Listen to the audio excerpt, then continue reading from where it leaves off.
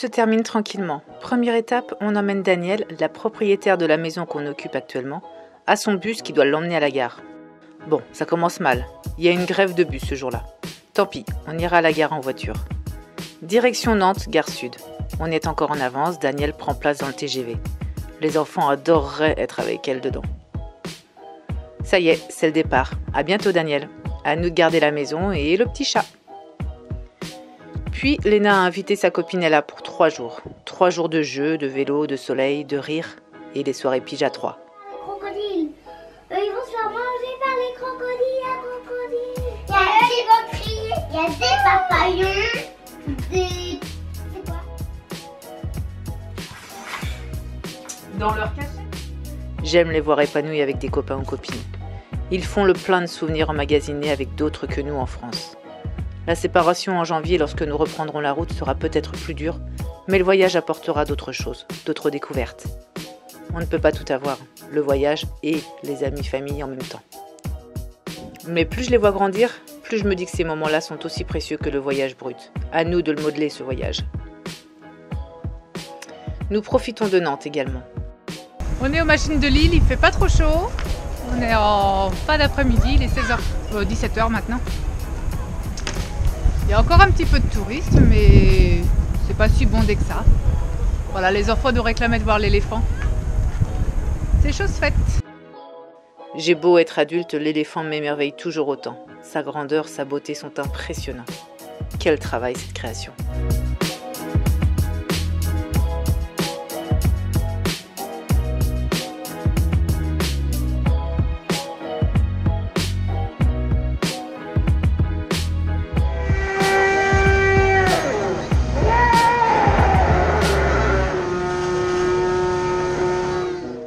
Les enfants le réclamaient, mais il reste quand même éloigné. Faudrait pas qu'il se fasse mouiller quand même.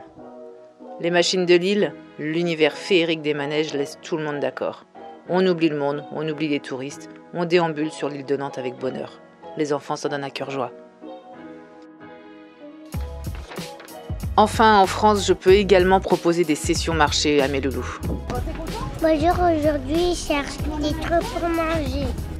C'est important qu'ils connaissent les fruits et légumes, les poissons, crustacés, les viandes, et comprendre d'où chaque produit vient. C'est quoi ce truc? Ça c'est de la sèche. C'est dès le plus jeune âge, je pense, qu'on peut les influencer sur leur futur comportement alimentaire. C'est pas gentil de tuer les animaux. Salut toi.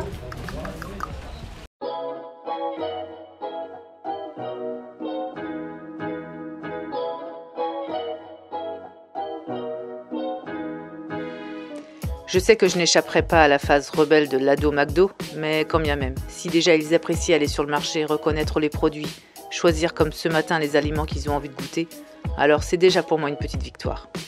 Ce matin, Léna avait envie de concombre et de melon et Lysandre de raisin et de pain. C'est moins facile d'avoir une alimentation saine à l'étranger, puisque ce sont des produits qu'on ne maîtrise pas, ou moins en tout cas.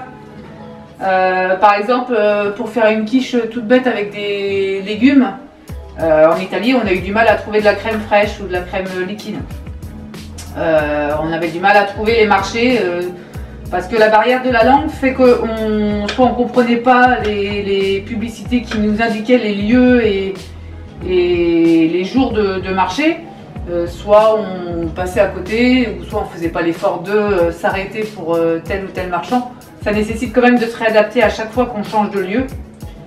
Donc on va au plus facile quand on a envie de manger, on va au supermarché et voilà, c'est pas forcément des produits qu'on aimerait avoir, en tout cas dans nos assiettes. Là on est en France, on peut quand même, c'est quand même plus facile de trouver les produits qu'on a l'habitude de cuisiner. Et donc il n'y a pas d'excuse là. Donc là, je vais faire une petite quiche avec le reste de ratatouille et je vais incorporer des champignons frais. À l'étranger, nous découvrirons d'autres aliments, d'autres spécialités. Ils sont déjà bien gourmands et mangent absolument de tout. J'ai de la chance, c'est vrai. Et vous, comment mangent vos enfants? À très vite!